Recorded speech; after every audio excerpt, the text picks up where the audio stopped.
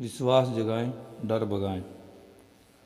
जब हम डरे होते हैं तो हमारे दोस्त हमें समझाते हैं, यह तुम्हारे मन का वहम है, चिंता मत करो, डरने की कोई बात नहीं है। परंतु आप और हम जानते हैं कि डर की इस किस्म की दवा से काम नहीं चलता।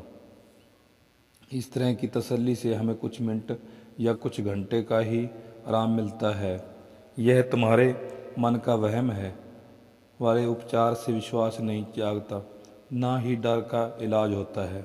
हाँ, डर वास्तविक होता है और इसे जीतने से पहले हमें यह मानना ही पड़ेगा कि इसका अस्तित्व होता है। आजकल इंसान के ज़्यादातर डर मनोवैज्ञानिक होते हैं। चिंता, तनाव, उलझन, शैतांश, ये हम सभी हमारी नकारात्मक अनुशासनहीन कल्पना के कारण पैदा होते हैं। परंतु सिर्फ यह जानने से ही कि डर कैसे पैदा होता है, उस डर का इलाज नहीं हो जाता। जब डॉक्टर यह पता लगा लेता है कि आपके शरीर में कहाँ पर कोई इन्फेक्शन है, तो उसका काम वहीं पूरा नहीं हो जाता। इसके बाद वह इन्फेक्शन का इलाज भी करता है। यह तुम्हारे मन का वहम है वाला पुराना विचार यह मानता है कि डर का वास्तव में अस्तित्व होता ही नहीं है, परंतु ऐसा नहीं है। डर का अस्तित्व होता है। डर असली है। डर सफलता का नंबर 1 दुश्मन है। डर लोगों को अवसर का लाभ उठाने से रोकता है। डर लोगों को शारीरिक रूप से कमज़ोर बना देता है। डर लोगों को बीमार बना देता है। डर लोगों की ज़िंदगी को छोटा कर देता है। आप जब बोलना चाहते हैं तो डर आपके मुंह को बंद रखता है। डर, अनिश्चितता, आत्मविश्वास का अभाव के ही कारण हमारी अर्थव्यवस्था में मंदियां आती हैं। डर के ही कारण करोड़ों लोग इतना कम हासिल कर पाते हैं और जीवन का इतना कम आनंद ले पाते हैं। वास्तव में डर एक शक्तिशाली भावना है। किसी न किसी रूप में लोगों को वह हासिल करने से रोकता है जो वह जीवन में हासिल करना चाहते हैं। हर तरह और हर आकार का डर मनोवैज्ञानिक इन्फेक्शन का एक रूप है। हम अपने मानसिक इन्फेक्शन को भी उसी तरीके से दूर कर सकते हैं जिस तरह हम अपने शारीरिक इन्फेक्शन को दूर कर सकते हैं, यानी इसका इलाज कर सकते हैं। इसके लिए सबसे पहले हमें उपचार के पहले की तैयारी करनी होगी। यह जानना होगा कि आत्मविश्वास आसमान से आकर हमारे दिमाग में नहीं घुसना, बल्कि हासिल किया जाता है, विकसित किया जाता है। कोई भी व्यक्ति आत्मविश्वास के साथ पैदा नहीं होता। जिन लोगों में आत्मविश्वास प्रचुरता में होता है, जिन्होंने चिंता को जीत लिया है, जो हर जगह और हर बेफिक्री से आते जाते हैं, उन्होंने यह आत्मविश्वास धीरे धीरे हासिल किया है। आप भी ऐसा ही कर सकते हैं। ये अध्याय आपको बताएगा कैसे द्वितीय विश्व युद्ध में नेवी ने यह फैसला किया कि इसके सभी नए रंग रूटों को तैरना आना चाहिए। इसके पीछे यह विचार था कि तैरना आने से किसी डूबते आदमी की जान बचाई जा सकती है। जिन लोगों को तैरना नहीं आता था, उनके लिए तैरने की कक्षाएं आयोजित की गई। मैंने इस तरह के प्रशिक्षण को देखा। सतही तौर पर यह देखना मज़ेदार था कि इतने बड़े बड़े जवान और स्वस्थ लोग 8 फुट गहरे पानी में कूदने से घबरा रहे थे।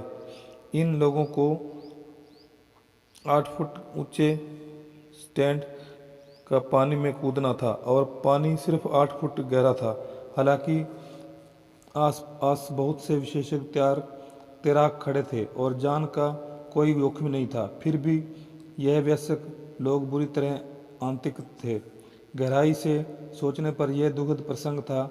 उनका डर वास्तविक था, परंतु उनमें हार के डर के बीच में केवल एक ही चीज़ आड़े आ रही थी, और वह भी नीचे के पानी में छलांग से। ज़्यादा बार मैंने देखा कि उन युवकों को बोर्ड से अनपेक्षित धक्का दे दिया गया और इसका परिणाम यह हुआ कि पानी से उनका डर हमेशा के लिए दूर हो गया। हजारों भूतपूर्व नेवी के जवान इस घटना से परिचित होंगे। इस घटना से हमें यह शिक्षा मिलती है, काम करने से डर दूर होता है। दुविधा में रहने या निर्णय की स्थिति में रहने से या काम टालने से हमारा डर बढ़ता है। इसे अभी हाल अपनी सफल नियमों की पुस्तक में लिख ले। काम करने से डर दूर होता है। काम करने से डर सचमुच दूर होता है। कुछ महीने पहले 40 साल का एक परेशान हाल एग्जीक्यूटिव मुझसे मिलने आया। वह एक बड़े रिटेलिंग संगठन में महत्वपूर्ण पद पर था। चिंतित स्वर में उसने मुझे बताया, मुझे डर है कि मेरी नौकरी छूट जाएगी। मुझे ऐसा लगता है कि मेरे थोड़े से दिन बचे हैं। क्यों? मैंने पूछा। सभी बातें मेरे खिलाफ हैं। मेरे विभाग की बिक्री के आंकड़े पिछले साल से 7% कम है। यह बहुत बुरा है, खासकर तब जब हमारे स्टोर की सेल पिछले साल की तुलना में 6% बढ़ी है। मैंने हाल ही में कुछ गलत फैसले लिए हैं और मुझे कई बार मीटिंग में यह संकेत दिया गया है कि मैं कंपनी की प्रगति के साथ साथ प्रगति नहीं कर पा रहा हूँ। मुझे इतना बुरा अनुभव पहले कभी नहीं हुआ था। मेरी पकड़ ढीली होती जा रही है और यह सबको साफ दिख रहा है। मेरे कर्मचारियों को भी इस बात का एहसास है कि मेरे सेल्समैन भी यह देख सकते हैं। दूसरे एग्जीक्यूटिव भी यह जानते हैं कि मैं ढलान पर नीचे फिसल रहा हूँ।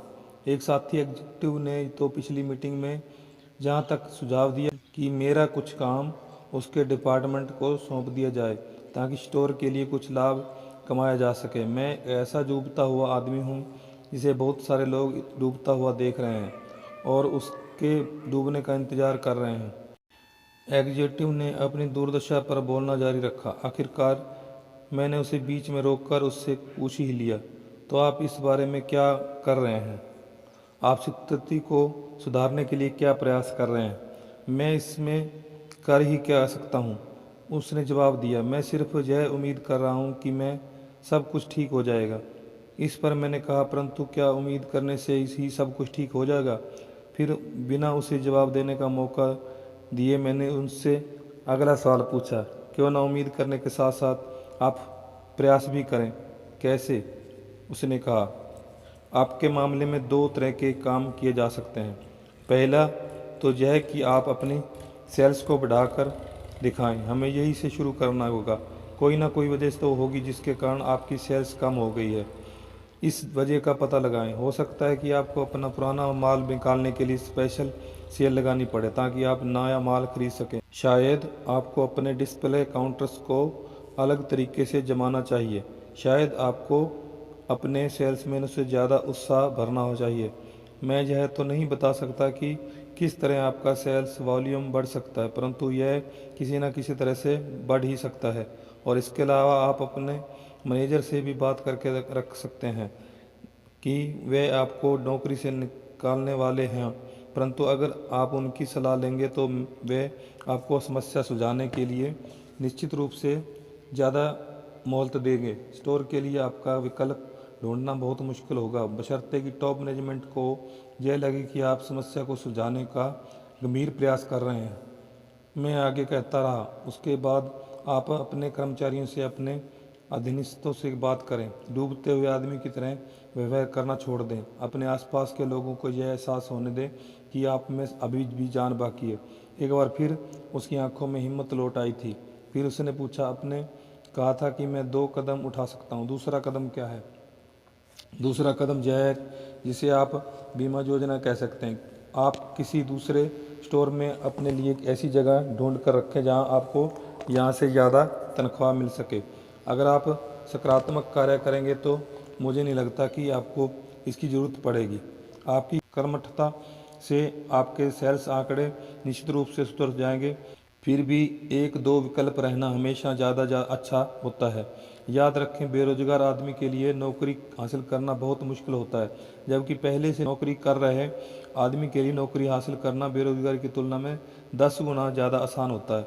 2 दिन पहले जहां एग्जीक्यूटिव मुझसे मिलने आया है, आपने चर्चा के बाद मैं काम में जुट गया। मैंने बहुत से बदलाव किए, परंतु सबसे पहला और बड़ा बदलाव मैंने अपने सेल्समैनों के रवैये में किया। पहले मैं सप्ताह में 1 बार मीटिंग लिया करता था, अब मैं हर सुबह मीटिंग लेता हूँ। मैंने इन सभी लोगों में उत्साह भर दिया। ऐसा लगता है कि मेरे जोश को देखकर उनमें भी हौसला आ गया है। जब उन्होंने देखा कि मुझ में जान बाकी है तो उन्होंने भी ज़्यादा मेहनत करने का फैसला कर लिया। ऐसा लगता है जैसे वे सिर्फ इस बात का इंतज़ार कर रहे थे कि मैं आगे बढ़ने में पहल करूं।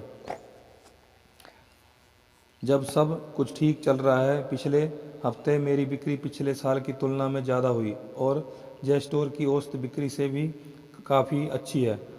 ओह! बहरहाल उसने कहा, मैं आपको एक और अच्छी खबर बताना चाहता हूँ। मुझे 2 वैकल्पिक नौकरियों के प्रस्ताव मिले हैं। निश्चित रूप से इससे मैं खुश हूँ, परंतु मैंने दोनों को अस्वीकार कर दिया है, क्योंकि जहाँ पर सब कुछ एक बार में फिर ठीक-ठाक हो गया है। जब हम कठिन समस्याओं का सामना करते हैं तो हम तब तक दलदल में फंसे रहते हैं जब तक कि हम कर्म नहीं करते। आशा से शुरुआत होती है, परंतु जीतने के लिए आशा के साथ साथ कर्म भी जरूरत होती है। कर्म के सिद्धांत पर अमल करें। अगली बार जब भी आपको डर लगे, चाहे डर छोटा हो या बड़ा, अपने आप को संभालें। फिर इस सवाल को जवाब ढूंढें, किस तरह के काम में मैं अपने डर को जीत सकता हूँ। अपने डर का कारण खोज लें, फिर उचित कदम उठाएं। और डर और उनके उपचार के कुछ उदाहरण नीचे दिए गए हैं। जैसे डर का प्रकार, रंग रूप के कारण झिझक, अपना हुलिया सुधारें, नाई की दुकान या ब्यूटी पार्लर में जाएं, जूते चमकाएं, साफ और प्रेस किए हुए कपड़े पहने, बेहतर ढंग से तैयार हो जाएं। अच्छा दिखने के लिए हमें हमेशा नए कपड़ों की जरूरत नहीं होती है। नंबर 2, किसी महत्वपूर्ण ग्राहक को खो देने का खतरा। बेहतर सेवा देने की दुगनी कोशिश करें। ऐसी हर चीज़ को सुधार लें जिससे आपको ग्राहक को आपस में विश्वास कम होता हो। नंबर 3, परीक्षा में फेल हो जाने का डर। चिंता में समय गंवाने की बजाय से समय को पढ़ने में लगाएं। आपके नियंत्रण से पूरी तरह बाहर की चीज़ों का डर। अपना ध्यान किसी दूसरी तरफ ले जाएं। अपने बगीचे में जाकर खरपतवार साफ करें, अपने बच्चों के साथ खेलें, फिल्म देखने जाएं। नंबर 5, किसी ऐसी चीज़ में से शारीरिक क्षति का डर जिससे आप नियंत्रित ना कर पा सकते हों, जैसे बिजली गिरना, तूफान आना या हवाई जहाज दुर्घटना का डर। अपना ध्यान दूसरों के डर को कम करने में, उनकी मदद करने में लगाएं, प्रार्थना करें। नंबर 6, यह डर कि दूसरे लोग क्या सोचेंगे, क्या कहेंगे। यह सुनिश्चित कर लें कि आप जो करना चाहते हैं वह सही है, फिर उस काम को कर दें। किसी भी व्यक्ति ने बिना आलोचना के कोई महत्वपूर्ण काम कभी नहीं किया है। नंबर 7, निवेश करने या घर खरीदने से पहले का डर। सभी पहलुओं का विचार कर लें, फिर वे फैसला करें कि एक बार फैसला करने के बाद आप उसी हिसाब से काम करें। अपनी बुद्धि और अपने निर्णय में विश्वास रखें। नंबर 8, लोगों का डर। चीज़ों को सही नज़रिए से देखें। याद रखें, सामने वाला व्यक्ति भी आप ही की तरह इंसान है। डर का इलाज करने और विश्वास हासिल करने के लिए ये 2 कदम उठाएं। डर असली कारण बताकर करें। यह तय कर लें कि आप वास्तव में किस चीज़ से डर रहे हैं, फिर कर्म करें। हर तरह का डर किसी न किसी तरह के काम से दूर हो सकता है। और याद रखें, झिझकने से आपका डर बढ़ता ही है, कम नहीं होता। इसलिए देर न करें, बल्कि तत्काल काम में जुट जाएं, फैसला करें। आत्मविश्वास के अभाव के कारण होती है खराब याददाश्त। आपका दिमाग किसी बैंक की तरह होता है। हर दिन आप अपने दिमाग के बैंक में विचारों को जमा करते जाते हैं। विचारों का जह संग्रह बढ़ता जाता है और आपकी याददाश्त बन जाता है।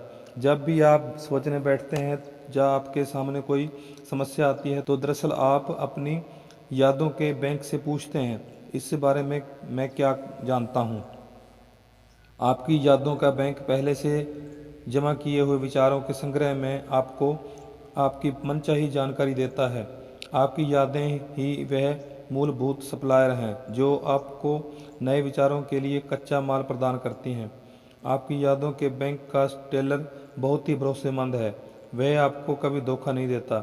जब आप उसके पास जाकर कहते हैं, मिस्टर टेलर मुझे कुछ विचार निकाल कर दें जिनसे यह सिद्ध होगा कि मैं बाकी लोगों जितना योग्य नहीं हूँ, वह कहता है, बिल्कुल सर। याद करें, आपने पहले भी 2 बार इस काम को करने की कोशिश की थी और आप असफल हुए थे।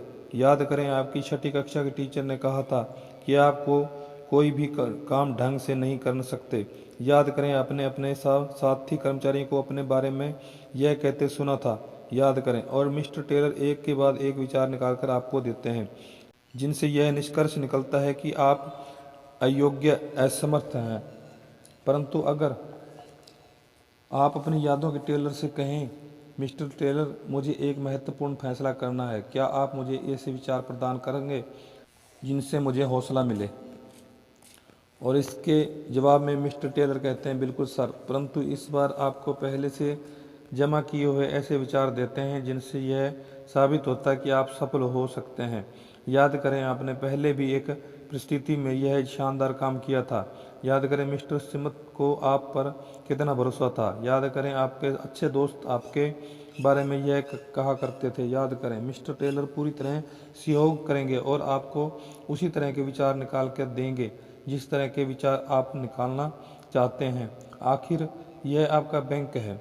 यहाँ पर दो उपाय दिए जा रहे हैं जिनके प्रयोग से आप अपनी यादों के बैंक का प्रभावी उपयोग कर सकते हैं और अपना आत्मविश्वास जगा सकते हैं।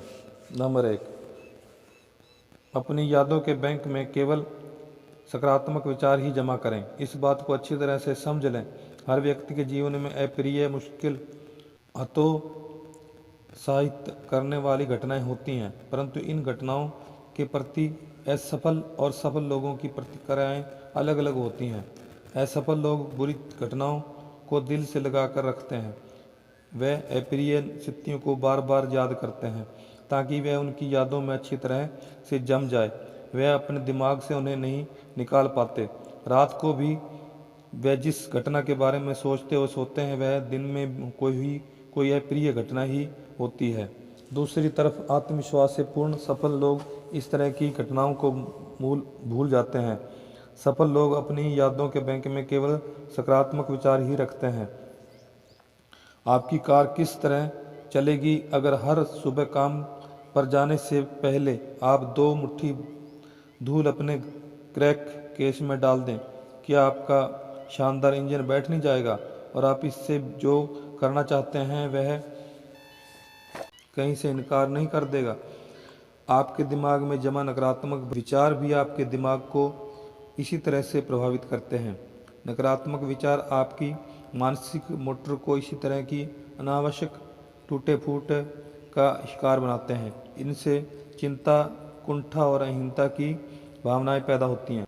नकारात्मक विचार आपको सड़क के किनारे खड़ा रखते हैं जबकि बाकी लोग अपनी गाड़ियों पर फराटे से आगे बढ़ रहे होते हैं। ऐसा करें उन क्षणों में जब आप अपने विचारों के साथ अकेले हों।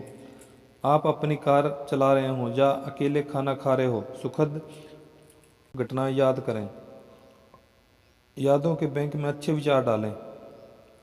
इससे आत्मविश्वास बढ़ता है।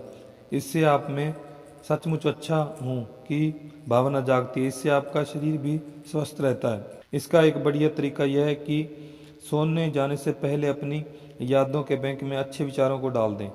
अपने जीवन की अच्छी बातों को याद करें। यह सोचें कि आपको कितनी सारी चीज़ों के लिए ऊपर वाले ने का शुक्रगुजार होना चाहिए। आपकी पत्नी या आपका पति, आपके बच्चे, आपके दोस्त, आपका स्वास्थ्य, उन अच्छी चीज़ों को याद करें जो आपने लोगों को आज करते देखा है। अपनी छोटी छोटी सफलताओं और उपलब्धियों को याद करें। उन कारणों को दोहराइए कि आपको आज जीवित होने के लिए खुश क्यों होना चाहिए। नंबर 2, अपनी यादों के बैंक से केवल सकारात्मक विचार ही निकालें। वर्ष पहले मैं शिकागो में मनोवैज्ञानिक सलाहकारों की एक फर्म के साथ करीबी रूप से जुड़ा हुआ था। वे कई तरह के मामले सुलझाते थे, परंतु उनमें से ज़्यादातर मामले विवाह संबंधी समस्या और मनोवैज्ञानिक कठिनाइयों से संबंधित होते थे। एक दिन मैं फर्म में के मुखिया से उसके प्रमोशन और उसकी तकनीकों के बारे में बात कर रहा था। मैं यह जानना चाहता था कि वह किस तरह असंतुलन व्यक्ति की मदद करता है। उसने कहा, क्या आप जानते हैं कि लोग अगर केवल एक चीज़ कर लें तो उन्हें मेरी सेवाओं की कभी ज़रूरत नहीं पड़ेगी। वह क्या? मैंने उत्सुकता से पूछा। सिर्फ यही कि आप अपने नकारात्मक विचारों को नष्ट कर दें, इससे पहले कि वह विचार राक्षस बन जाएं और आपको नष्ट कर दें। मैं जिन लोगों को मदद करता हूं उनमें से ज़्यादातर लोग, उसने कहा, मानसिक आतंक की दुनिया में रहते हैं। शादी की बहुत सारी कठिनाइयां हनीमून राक्षस की वजह से होती हैं। हनीमून उतना संतोषजनक नहीं रहा होगा जितना एक या दोनों जीवन साथी चाहते होंगे, परंतु उस याद को दफना देने के बजाय वे लोग सैकड़ों बार उस बार विचार करते रहते हैं, जब तक कि वह उनके वैवाहिक जीवन की एक बहुत बड़ी बाधा नहीं बन जाती। वह मेरे पास 5 या 10 साल बाद आते हैं। आमतौर पर मेरे ग्राहक यह नहीं जान पाते कि समस्या की जड़ कहाँ है। यह मेरा काम है कि मैं उनकी कठिनाई का विश्लेषण करूं और उन्हें यह बताऊं कि उन्होंने राई का पहाड़ बना लिया है। कोई भी व्यक्ति किसी भी अप्रिय घटना को मानसिक राक्षस बना सकता है। मेरे मनोवैज्ञानिक दोस्त ने आगे कहा, नौकरी की असफलता, असफल रोमांस, बुरा निवेश, टीन एज बच्चे के व्यवहार से निराशा ऐसे आम राक्षस हैं जिनकी वजह से मैंने लोगों को परेशान देखा है, और मैं इन राक्षसों को मारने में इन लोगों की मदद करता रहता हूँ। यह स्पष्ट है कि अगर हम किसी भी नकारात्मक विचार को बार बार दोहराएंगे तो इसका मतलब है कि हम इसे खाद पानी दे रहे हैं, और अगर हम इसे खाद पानी देंगे तो यह धीरे धीरे बड़ा राक्षस बनकर हमारे आत्मविश्वास को नष्ट कर देगा और हमारी सफलता की राह में गंभीर मनोवैज्ञानिक कठिनाइयों खड़ी कर देगा। कॉस्मोपॉलिटन मैगजीन में हाल ही में छपे एक लेख ने the drive toward self distraction में एलिस मलकाह ने इस तरह इशारा किया कि हर साल 30,000 अमरीकी आत्महत्या कर लेते हैं और 2,000 लोग आत्महत्या का असफल प्रयास करते हैं। उन्होंने आगे कहा, इस बात के आश्चर्यजनक प्रमाण मिले हैं कि लाखों करोड़ों दूसरे लोग धीमे धीमे कम स्पष्ट तरीकों से खुद को मार रहे हैं। बाकी के लोग शारीरिक आत्महत्या करने के बजाय आध्यात्मिक आत्महत्या कर रहे हैं, क्योंकि वे खुद को कई तरह से अपमानित दंडित कर रहे हैं और कुल मिलाकर अपने आप को छोटा बना रहे हैं। जिस मनोवैज्ञानिक मित्र का मैंने जिक्र किया था, उसने मुझे बताया कि किस तरह उसने अपनी एक ऐसी मरीज को रोका जो मानसिक और आध्यात्मिक आत्महत्या करने पर तुली हुई थी। उसने कहा, इस मरीज की उम्र 35 से ऊपर होगी, उसके 2 बच्चे थे। सामान्य भाषा में कहा जाए तो उसे गंभीर डिप्रेशन था। अपनी ज़िंदगी का हर अनुभव उसे दुखद अनुभव ही लगता था। उसका स्कूली जीवन, उसकी शादी, बच्चों का लालन पालन, जिन जगहों पर वह कर रही थी, सभी के बारे में उसकी सोच नकारात्मक थी। उसने बताया कि उसे याद नहीं है कि वह कभी सुखी भी रही थी, और चूंकि व्यक्ति अपने अतीत की कूंची से ही अपने वर्तमान में रंग भरता है, इसलिए उसे वर्तमान जीवन में भी सिर्फ निराशा और अंधेरा ही नजर आ रहा था। जब मैंने उससे पूछा कि सामने वाली तस्वीर में उसे क्या दिख रहा है, तो उसने कहा, ऐसा लगता है कि जैसे जहाँ आज रात तूफान आने वाला है। यह उस तस्वीर का सबसे निराशाजनक विश्लेषण था। यह तस्वीर का एक बड़ी ऑयल पेंटिंग है जिसमें सूर्य आसमान में नीचे की तरफ है। चित्र बहुत चतुराई से बनाया गया था और इसे सूर्योदय उदय का दृश्य भी समझा जा सकता है और सूर्यास्त का भी। मनोवैज्ञानिक ने कहा कि लोग तस्वीर में जो देखते हैं उससे उनके व्यक्तित्व के बारे में संकेत मिल जाता है। ज़्यादातर लोग कहते हैं कि यह सूर्योदय का दृश्य है, जबकि मानसिक रूप से असंतुलित डिप्रेस व्यक्ति हमेशा इसे सूर्यास्त का दृश्य बताते हैं। एक मनोवैज्ञानिक के रूप में मैं किसी व्यक्ति की ज़्यादा तो नहीं बदल सकता, परंतु अगर मरीज सहयोग दे तो मैं उसे अपने अतीत को अलग तरीके से देखने का नज़रिया सिखा सकता हूँ। मैंने इस महिला को भी ऐसा ही करना सिखाया। मैंने उसे बताया कि वह अपने अतीत को पूरी तरह निराशावादी रवैये से ना देखे और उससे खुशी और आनंद के पलों को याद करने की कोशिश करे। 6 महीनों के बाद उसकी हालत में थोड़ा सा सुधार हुआ। उस वक्त मैंने उसे एक खास काम सौंपा। मैंने उससे कहा कि वह हर दिन 3 कारण लिखे जिनके कारण उसे खुश होना चाहिए। हर सप्ताह गुरुवार को मैं उसके लिखे कारणों को देख लेता था। यह सिलसिला 3 माह तक चलता रहा। उसमें काफ़ी सुधार हुआ। आज वह महिला एक सामान्य जीवन जी रही है। वह सकारात्मक है और वह ज़्यादातर लोगों जितनी ही सुखी है। जब इस महिला ने अपनी यादों के बैंक में नकारात्मक विचार निकालना बंद कर दिया तो उसकी हालत में सुधार होना शुरू हो गया। चाहे मनोवैज्ञानिक समस्या बड़ी हो या छोटी, इलाज हमेशा तभी शुरू होता है जब व्यक्ति अपनी यादों के बैंक से नकारात्मक विचारों को निकालना बंद कर देता है। और उनके बजाय सकारात्मक विचार निकालना शुरू कर देता है। मानसिक राक्षस ने बनाए अपनी यादों के बैंक से अप्रिय विचार निकालना बंद कर दें। जब भी आपको किसी तरह की कोई परिस्थिति याद आए तो उसके पीछे हिस्से के बारे में सोचें, बुरे हिस्से की भूल जाएं, उसे दफना दें। अगर आप यह पाएं कि आप नकारात्मक पहलू पर ही विचार कर रहे हैं तो उस घटना से अपने दिमाग को पूरी तरह हटा दें। और जहां हम आपको एक और महत्वपूर्ण और उत्साहवर्धक बात बताना चाहते हैं, आपको मस्तिष्क अप्रिय घटनाओं को भूलना चाहता है। अगर आप सहयोग करें तो अप्रिय यादें धीरे धीरे सिकुड़ती जाती हैं और आपकी यादों के बैंक का टेलर उन्हें बाहर निकालता जाता है। डॉक्टर मेलविन एस हेडविक एक प्रसिद्ध एडवर्टाइजमेंट मनोवैज्ञानिक है और याद रखने की हमारी योग्यता के बारे में वे कहते हैं, जब जागने वाली भावना सुखद होती है तो विज्ञापन को याद रखना आसान होता है। जब जागने वाली भावना सुखद नहीं होती है तो पाठक या श्रोता उस विज्ञापन के संदेश को जल्दी ही भूल जाते हैं।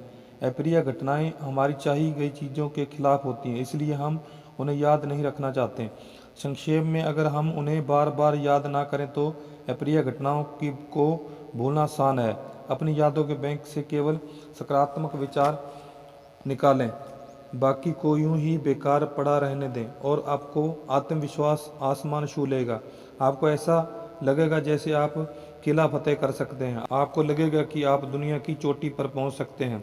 आप जब भी अपने नकारात्मक, खुद को छोटा करने वाले विचारों की याद करने से इनकार करते हैं तो आप अपने डर को जीतने की तरफ एक बड़ा कदम बढ़ाते हैं। लोग दूसरे लोगों से क्यों डरते हैं? जब दूसरे लोग हमारे आसपास होते हैं तो हम इतना आत्म चेतन क्यों हो जाते हैं? हमारे संकोच की वजह होती है। हम इस बारे में क्या कर सकते हैं? दूसरे लोगों का डर एक बार बड़ा डर होता है, परंतु इसे जीतने का अभी एक तरीका है। अगर आप उसे सही पहलू से देखने की आदत डाल लें तो आप लोगों के डर को जीत सकते हैं। मेरे एक सफल बिजनेस मित्र ने मुझे बताया कि किस तरह उसने लोगों के बारे में सही नज़रिया सीखा। उसका उदाहरण सचमुच दिलचस्प है। द्वितीय विश्व युद्ध में सेना में जाने से पहले मैं हर एक के सामने झिझकता था, हर एक से डरता था। आप सोच भी नहीं सकते उस समय कितना शर्मीला संकोची हुआ करता था। मुझे लगता था कि बाकी लोग मुझसे बहुत ज़्यादा स्मार्ट हैं। मैं अपनी शारीरिक और मानसिक कर्मियों को लेकर चिंता किया करता था। मैं सोचा करता था कि मेरा जन्म ही असफल होने के लिए हुआ। फिर किस्मत से मैं सेना में चला गया और वहां जाने के बाद मेरे दिल में से लोगों का डर निकल गया। 1942 और 1943 के दौरान जब सेना के लोगों को भर्ती किया जा रहा था तो मुझे भी भर्ती केंद्रों पर मेडिकल ऑफिसर के रूप में तैनात किया गया। मैंने इन लोगों के परीक्षण में सहयोग किया। मैं इन रंगरूटों को जितना देखता था मेरे मन से लोगों का डर उतना ही कम होता जाता था। सैकड़ों की तादाद में लोग खड़े थे, तभी सभी पूरे कपड़े उतारे हुए और सभी लगभग एक से दिख रहे थे। हाँ, इनमें से कुछ मोटे और कुछ पतले, कुछ लंबे थे और कुछ नाटे, परंतु वे सभी परेशान थे। सभी अकेलापन अनुभव कर रहे थे। कुछ समय पहले यही लोग युवा एग्जीक्यूटिव हुआ करते थे। कुछ समय पहले इनमें से कुछ किसान थे, कुछ सेल्समैन थे, कुछ ब्लू कॉलर कर्मचारी थे और कुछ यूं ही सड़कों पर खाक छाना करते थे। कुछ दिन पहले ये लोग अलग अलग काम किया करते थे, परंतु भर्ती केंद्र में वे सारे लोग एक से दिख रहे थे। तब मैंने एक महत्वपूर्ण बात सोची। मैंने पाया कि लोग ज़्यादातर मामले में एक जैसे ही होते हैं। लोगों में समानताएं ज़्यादा होती है और असमानताएं कम होती हैं। मैंने पाया कि सामने वाला आदमी भी मेरे जैसा ही है। उसे भी अच्छा खाना पसंद है, उसे भी अपने परिवार और दोस्तों की याद आती है। वह भी तरक्की करना चाहता है, उसके पास भी समस्याएं हैं और वह भी आराम करना चाहता है। इसलिए अगर सामने वाला मेरे जैसा ही है तो उसे डरने की कोई वजह नहीं हो सकती। अब मैं आपसे पूछता हूँ कि क्या यह बात काम की नहीं है कि अगर सामने वाला मेरे जैसा ही है तो उससे डरने की कोई वजह ही नहीं है। लोगों की सही नज़रिए से देखने के दो तरीके हैं। नंबर 1, सामने वाले व्यक्ति को संतुलित दृष्टि से देखें। लोगों के साथ व्यवहार करते समय इन दोनों बातों का ध्यान रखें। पहली बात तो यह कि सामने वाले व्यक्ति महत्वपूर्ण है। निश्चय रूप से वह महत्वपूर्ण है, हर व्यक्ति महत्वपूर्ण होता है, परंतु वह भी याद रखें कि आप भी महत्वपूर्ण है। तो आप किसी व्यक्ति से मिलें तो ऐसा सोचें, हम दो महत्वपूर्ण लोग मिलकर किसी आपसी लाभ या रुचि के विषय पर चर्चा कर रहे हैं। कुछ महीने पहले एक बिजनेस एग्जीक्यूटिव ने फ़ोन पर मुझे बताया कि उसने मेरे सुझाए एक युवक को नौकरी पर रख लिया है। आपको बता दें कि मुझे उसकी किस बात से प्रभावित किया। मेरे दोस्त ने कहा, कौन सी बात ने? मैंने पूछा। मुझे उसका आत्मविश्वास बेहद पसंद आया। ज़्यादातर उम्मीदवार तो कमरे में घुसते समय डरे और सहमे हुए थे। उन्होंने मुझे उस तरह के जवाब दिए जो उनकी राय में मैं सुनना चाहता था। एक तरीके से ज़्यादातर उम्मीदवार भिखारियों की तरह व्यवहार कर रहे थे। उन्हें आप कुछ भी दे सकते थे और उन्हें आपसे किसी खास चीज़ की उम्मीद नहीं थी, परंतु जी का व्यवहार इन सबसे अलग था। उसने मेरे प्रति सम्मान दिखाया, परंतु इसके साथ ही साथ महत्वपूर्ण बात यह थी कि उसने अपने प्रति भी सम्मान दिखाया। मैंने उससे जितने सवाल पूछे, उसने भी मुझसे तकरीबन उतने ही सवाल पूछे। वह कोई चूहा नहीं है, वह असली मर्द है, और मैं उसके आत्मविश्वास से बहुत प्रभावित हुआ। आपसी महत्व का रवैया आपको परिस्थितियों को देखने का संतुलित रवैया देता है। सामने वाला व्यक्ति आपकी नज़र में सब आपसे ज़्यादा महत्वपूर्ण नहीं बन पाता। हो सकता है सामने वाला व्यक्ति बहुत बड़ा, बहुत महत्वपूर्ण दिख रहा हो, परंतु याद रखें वह तो भी एक इंसान ही है। उसके पास भी तो वही रुचियां हैं, इच्छाएं और समस्या होंगी जो आपके पास हैं। नंबर 2, समझने का रवैया विकसित करें। जो लोग आपको नीचा दिखाना चाहते हैं, आपके पर कतरना चाहते हैं, आपकी टांग खींचना चाहते हैं, आपकी बुराई करना चाहते हैं, ऐसे लोगों की इस दुनिया में कोई कमी नहीं है। अगर आप इनका सामना करने के लिए तैयार नहीं है तो यह लोग आपके आत्मविश्वास में बड़े बड़े छेद कर देंगे और आपको ऐसा लगेगा जैसे आप पूरी तरह हार चुके हैं।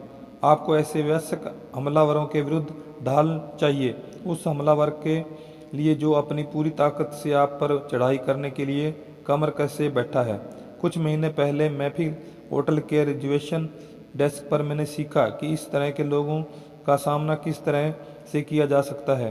शाम के 5 बजे थे और होटल में नए अतिथियों का रजिस्ट्रेशन किया जा रहा था। मेरे सामने वाले आदमी ने क्लर्क का अपना नाम बताया। क्लर्क ने कहा, सर आपके लिए एक बढ़िया सिंगल रूम बुक किया हुआ है। सिंगल?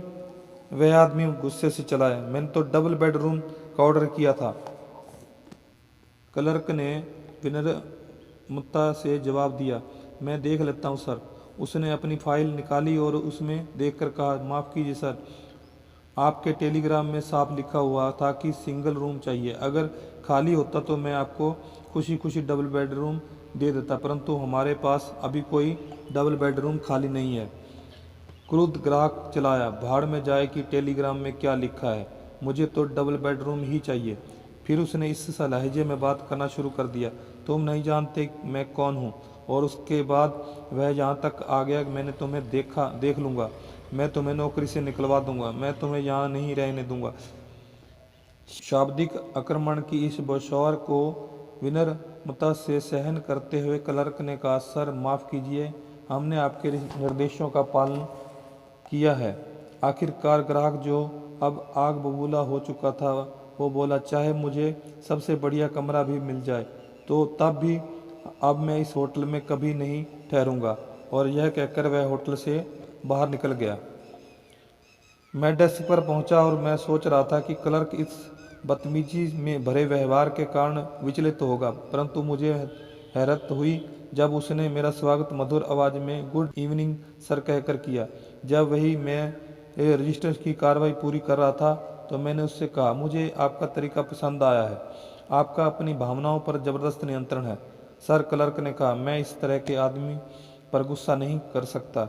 वह वास्तव में मुझ पर गुस्सा नहीं हो रहा था, मैं तो सिर्फ एक बलि का बकरा था। शायद उस बेचारे को अपनी पत्नी से कोई समस्या होगी, या उसका बिजनेस चौपट हो रहा होगा, या हो सकता कि वह हीन भावना से ग्रस्त हो और यह उसके लिए एक सुनहरा अवसर था जब वह अपनी शक्ति सिद्ध कर सके।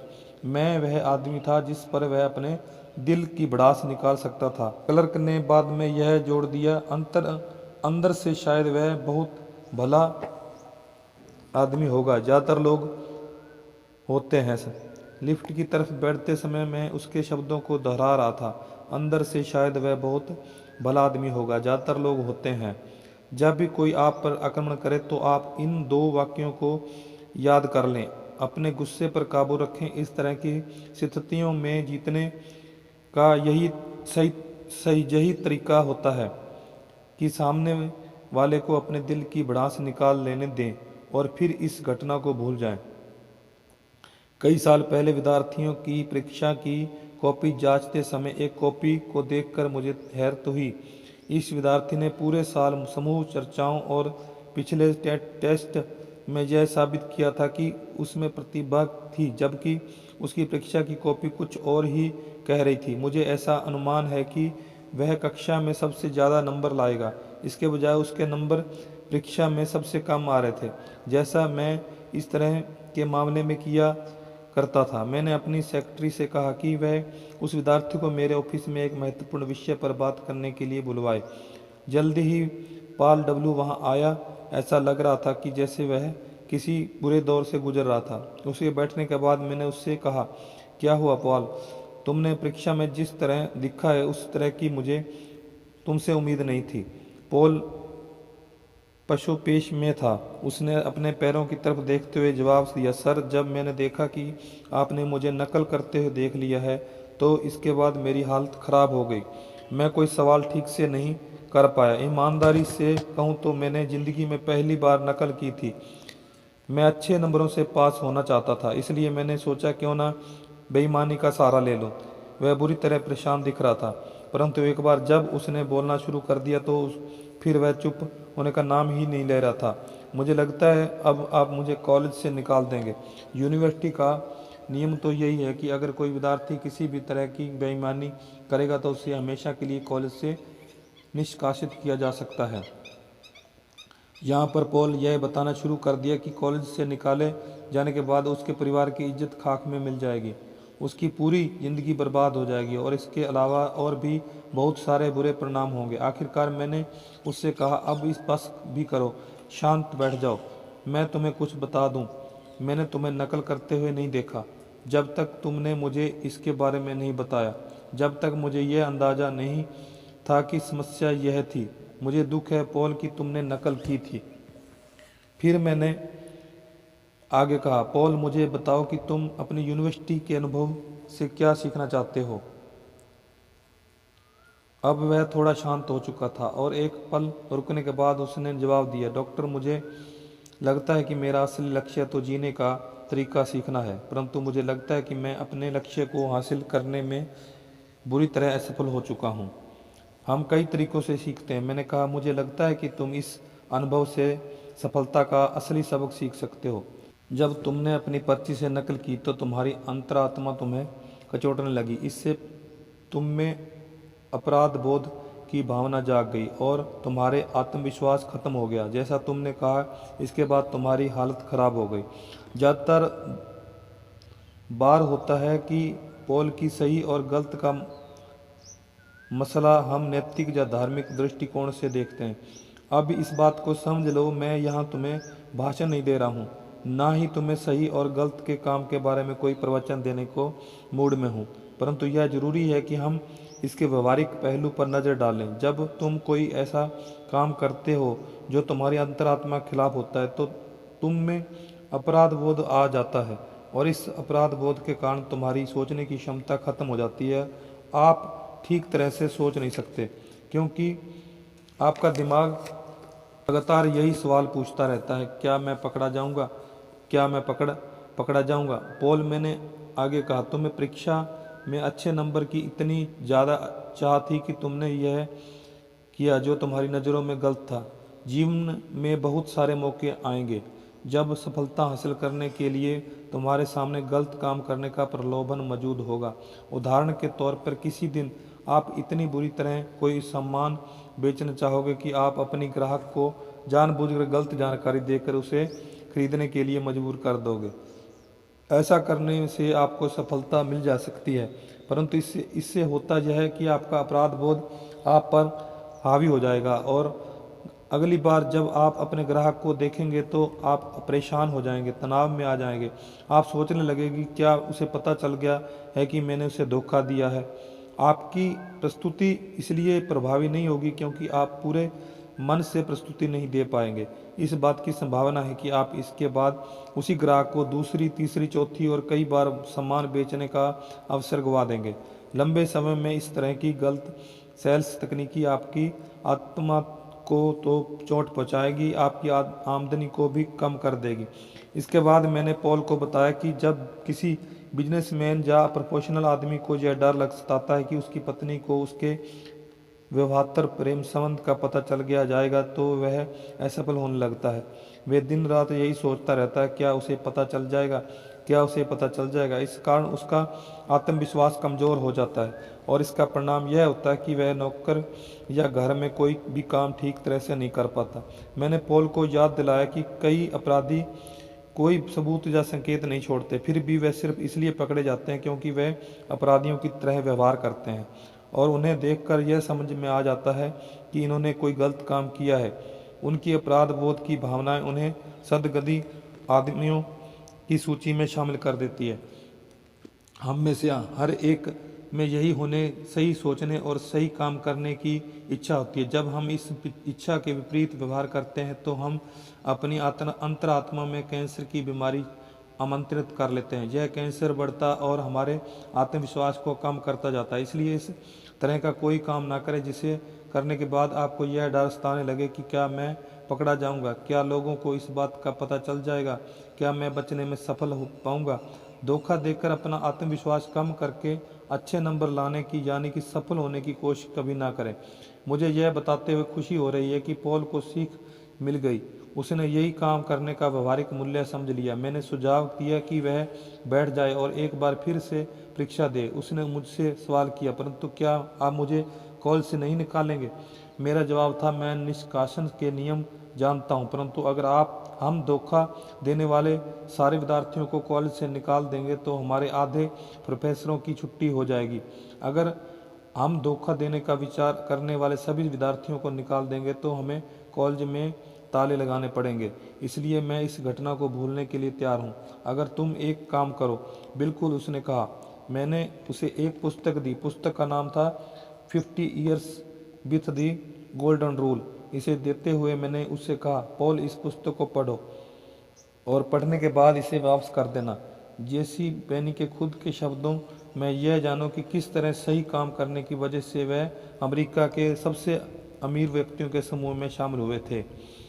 सही काम करने से आपकी आत्मा संतुष्ट रहती है और इससे आत्मविश्वास भी बढ़ता है। जब हम कोई गलत काम करते हैं तो दो नकारात्मक बातें होती हैं। पहली बात तो यह कि हमें अपराध बोध आ जाता है और इससे अपराध बोध से हमारा आत्मविश्वास कम हो जाता है।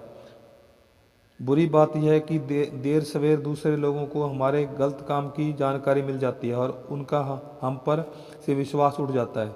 सही काम करें और अपने आत्मविश्वास को बनाए रखें। ये सही सफल वेतन का कारगर तरीका है। यहाँ एक मनोवैज्ञानिक सिद्धांत दिया जा रहा है जो 25 बार मैंने पढ़ने व्यापक इसे तब तक पढ़ते रहें जब तक कि वह आपके दिमाग में बुरी तरह से घुस न जाए।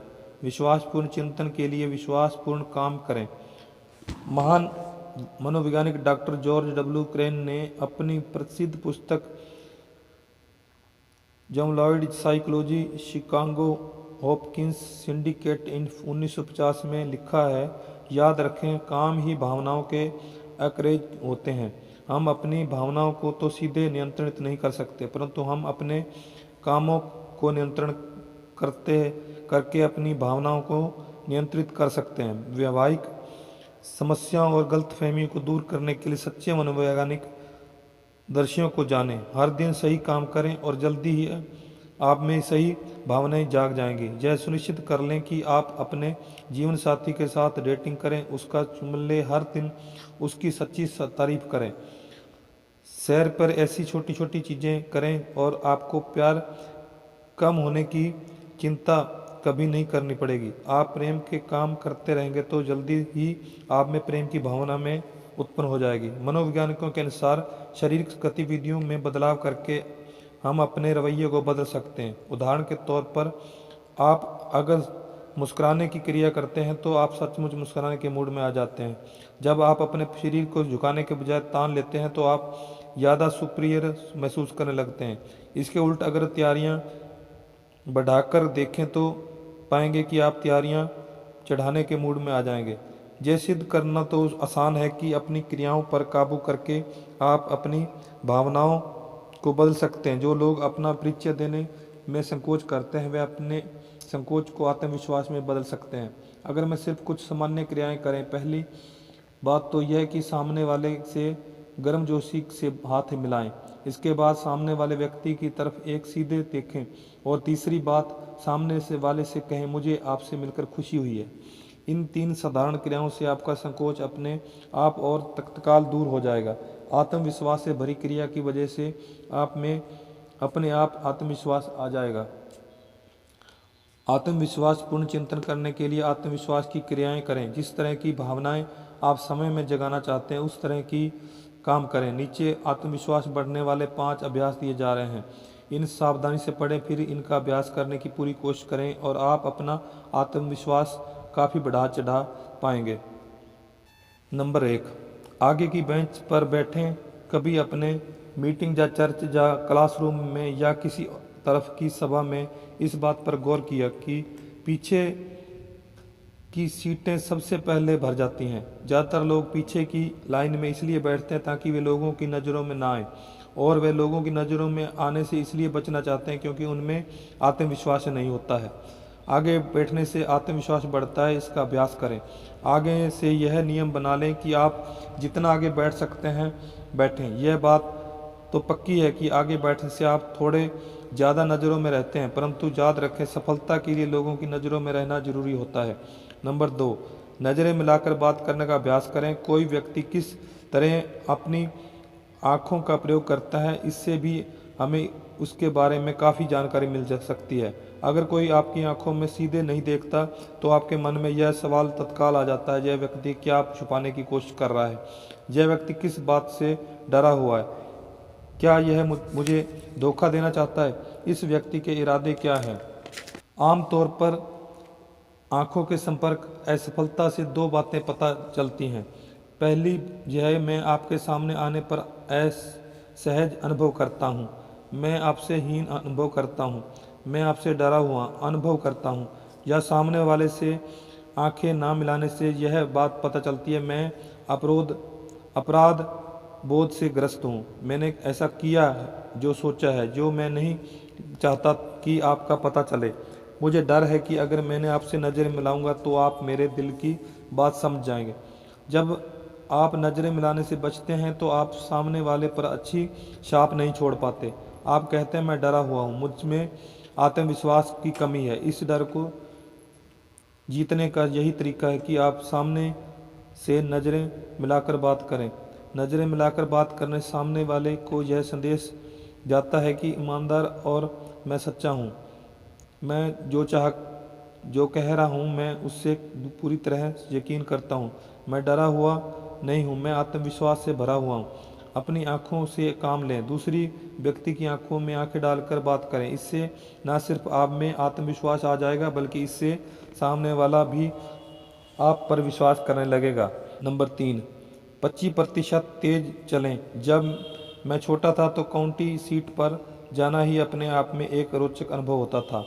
जब सारे काम हो चुके होते थे और हम कार में लौट आते तो मेरी माँ अक्सर कहा करती थी, डेवी यहाँ थोड़ी देर चुपचाप बैठो और देखो कि लोग किस तरह चल रहे हैं। माँ इस खेल को बहुत अच्छी तरह से खेलती थी। वह कहा करती थी, उस आदमी को देखो, वह परेशान सा दिख रहा है, या तुम्हें क्या लगता है वह महिला क्या करने जा रही है? जा उस आदमी की तरफ देखो, वह कोहरे में लिपटा हुआ लगता है। लोगों को चलते हुए देखना सचमुच मज़ेदार है, पर मनोरंजन का यह तरीका फिल्म देखने से सस्ता पड़ता है। मुझे बाद में पता चला कि इस खेल को खेलने के पीछे माँ का एक कारण यह भी था और इससे ज़्यादा शिक्षा मिलती थी। मैं जब भी लोगों को चलते हुए देखता था, कॉरिडोर में, लॉबी में, फुटपाथ पर लोगों को चलते हुए देखकर मैं समझ लेता था कि उनकी मानसिक स्थिति कैसी है। मनोवैज्ञानिक झुकी हुई मुद्राओं और सुस्त चाल का संबंध खुद के बारे में है, अपनी नौकरी के बारे में, अपने आसपास के लोगों के बारे में अप्रिय रवैये से जोड़ता है। परंतु मनोवैज्ञानिक यह भी बताते हैं कि आप अपनी मुद्रा को बदलकर, अपनी चलने की गति को बदलकर अपने रवैये को सचमुच बदल सकते हैं। आप भी देखें, अगर देखेंगे तो आप यह पाएंगे कि शरीर की क्रिया मानसिक क्रिया का परिणाम है। जो व्यक्ति हारा हुआ है, चोट खाया हुआ है, वह मरा मरा चलता है, प्रसुस्त चलता है, उसमें आत्मविश्वास शून्य हो जाता है। औसतन लोग औसत चाल चलते हैं, उनकी गति औसतन होती है, उनके चेहरे पर लिखा होता है मुझे अपने आप पर नाज नहीं है।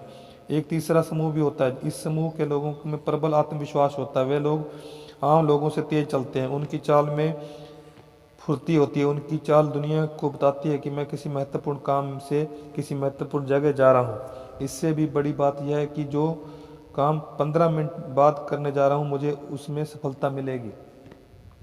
आत्मविश्वास बढ़ाने के लिए 25% तेज चलने की तकनीक का प्रयोग करके देखें। अपने कंधों को सीधा कर लें, अपने सिर को ऊपर उठा लें और थोड़े तेज कदमों से आगे की तरफ बढ़ें चलें। आप पाएंगे कि आपका आत्मविश्वास भी बढ़ चुका है। कोशिश करें और परिणाम खुद देखें। नंबर 4, बोलने की आदत डालें। कई तरह के समूहों के साथ काम करते हुए मैंने यह पाया कि बहुत से समझदार और योग्य लोग चर्चाओं में भाग नहीं लेते। चर्चा के दौरान उनका मुंह ही नहीं खुल पाता। ऐसा नहीं कह कि उनके पास बाकी लोगों जितने अच्छे विचार नहीं होते या वह बात नहीं कर सकते। इसका कारण सिर्फ यह होता है कि उनमें आत्मविश्वास नहीं होता। यह चुप्पा व्यक्ति अपने बारे में इस तरह की बातें सोचता है, मेरा विचार शायद काम नहीं है, अगर मैं कुछ कहूँगा तो हो सकता है कि लोग मुझे मूर्ख समझे, इसलिए बेहतर यही है कि मैं चुपचाप बैठा रहूं। उसके अलावा समूह के बाकी लोग मुझसे बेहतर जानते हैं। मैं दूसरों के सामने यह जताना नहीं चाहता कि मैं कितना नासमझ हूँ। जितनी बार यह चुप्पा व्यक्ति बोलने में असफल रहता है, वह अपने आप को उतना ही ज़्यादा अक्षम और हीन बनाता जाता है। अक्सर वह खुद से यह कमज़ोर वादा करता है कि अंदर से वह जानता है कि इस वादे को वह पूरा नहीं कर पाएगा, कि वह अगली बार मौका पड़ने पर जरूर बोलेगा। यह बहुत महत्वपूर्ण है कि हर बार जब चुप्पा व्यक्ति बोलने में असफल रहता है तो वह आत्मविश्वास को ख़त्म करने वाले जहर की खुराक घट कर लेता है। अपने आप पर उसका विश्वास उतना ही कम होता जाता है।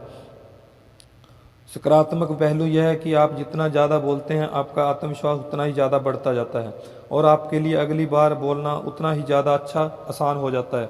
बोलने की आदत डालें। आत्मविश्वास बढ़ाने के लिए यह आदत विटामिन की तरह काम करती है। आत्मविश्वास बढ़ाने की इस तकनीक का प्रयोग करें। हर ओपन मीटिंग में बोलने का नियम बना लें। आप जिस बिजनेस वार्ता कमेटी मीटिंग कम्युनिटी फोरम में भाग लेते हैं उसमें अपने आप कुछ ना कुछ कहें। इस मामले में कोई अपवाद ना रखें, कोई टिप्पणी ना करें, कोई सुझाव, कोई सवाल पूछें, आखिर में कभी भी ना बोलें। आपको सबसे पहले बोलने की आदत डालनी चाहिए। आपको झिझक तोड़नी होगी और मूर्ख दिखने के बारे में चिंता ना करें। आप मूर्ख नहीं दिखेंगे। अगला व्यक्ति चाहे आपसे सहमत हो, परंतु कोई दूसरा व्यक्ति आपसे जरूर सहमत होगा।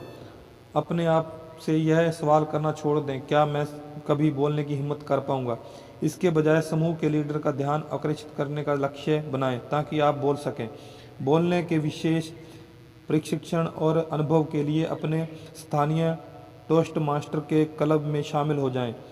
हजारों लोगों ने इसे तरफ सुनियोजित कार्यक्रम में शामिल होकर लोगों के साथ और लोगों के सामने चर्चा करके अपना आत्मविश्वास बढ़ाया है। नंबर 5, बड़ी मुस्कुराहट दें। ज़्यादातर लोगों का कहना है कि मुस्कुराहट से उन्हें सच्ची ताकत मिलती है। उन्हें बताया गया कि मुस्कुराहट आत्मविश्वास की कमी को दूर करने के लिए एक बढ़िया दवा है, परंतु ज़्यादातर लोग इस बात में इसलिए यकीन नहीं करते क्योंकि जब वे डरे होते हैं तो मुस्कुराने की कोशिश ही नहीं करते। यह छोटा सा प्रयोग करके देखें। आप पराजित अनुभव करें और बड़ी मुस्कुराहट दें। एक साथ एक ही समय में यह संभव नहीं है कि ऐसा कर ही नहीं सकते। बड़ी मुस्कुराहट आपको आत्मविश्वास देती है। बड़ी मुस्कुराहट आपका डर भगाती है, चिंता दूर करती है और निराशा हर लेती है। और एक सच्ची मुस्कुराहट सिर्फ आपके आत्मविश्वास को ही नहीं बढ़ाती, जैसे सिर्फ आपके मन से बुरी भावनाओं को ही नहीं हटाती। सच्ची मुस्कुराहट से लोगों का विरोध भी पिघल जाता है और यह तत्काल होता है। अगर आप किसी को बड़ी से सच्ची मुस्कुराहट दें तो सामने मेरे साथ एक घटना हुई जिससे मैं ऐसा ही हुआ। मैं चौराहे पर हरी बत्ती जलने का इंतज़ार कर रहा था कि तभी भड़ाम की आवाज़ आई। मेरे पीछे वाले ड्राइवर का पैर ब्रेक पर से हट गया और उसने मेरी कार के बम्पर में पीछे से टक्कर मार दी थी। मैंने शीशे में से देखा कि वह बाहर निकल रहा था। मैं भी तत्काल बाहर निकल आया और नियमों की पुस्तक को भूलते हुए बहस के लिए तैयार हो गया। मैं मानता हूँ कि मैं उससे बहस करके उसे नीचा दिखाने के लिए पूरी तरह तैयार था, परंतु सौभाग्य से इसके पहले कि मुझे ऐसा करने का मौका मिलता वह मेरे पास आया, मुस्कुराया और उससे गंभीरता से कहा, दोस्त, मेरा ऐसा कोई इरादा नहीं था। उसकी मुस्कुराहट और उसके गंभीर वाक्य को सुनकर मेरा गुस्सा कफूर हो गया। जवाब में मैंने उस तरह की बात कही, चलता है, ऐसा तो होता ही रहता है। पलक झपकते ही हमारा विरोध मित्रता में बदल गया। बड़ी मुस्कुराहट दें और आप महसूस करेंगे कि एक बार फिर खुशी दिन के लौट आई है। परंतु मुस्कुराहट बड़ी होनी चाहिए। आधी मुस्कुराहट से काम नहीं चलता। आधी मुस्कुराहट की सफलता की कोई गारंटी नहीं है।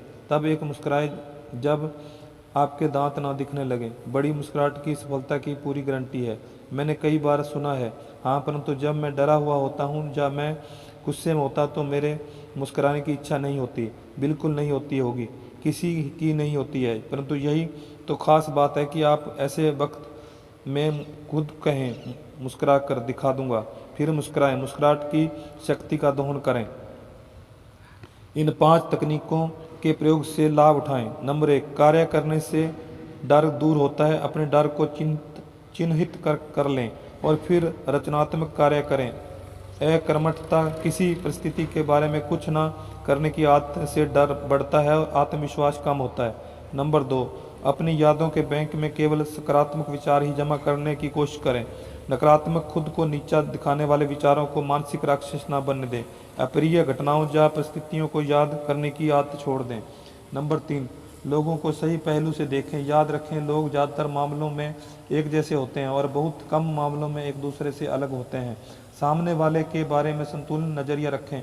आखिर वह भी आपकी ही तरह एक इंसान है। और आप समझने के रवैये को भी प्रयोग करें। वह लोग भोंकते हैं परंतु कम लोग सचमुच काटते हैं। नंबर 4, वही काम करने की आदत डालें जो आपकी अंतरात्मा के हिसाब से ठीक है। इससे आपके जीवन में अपराध बोध का जहर नहीं घुल पाता।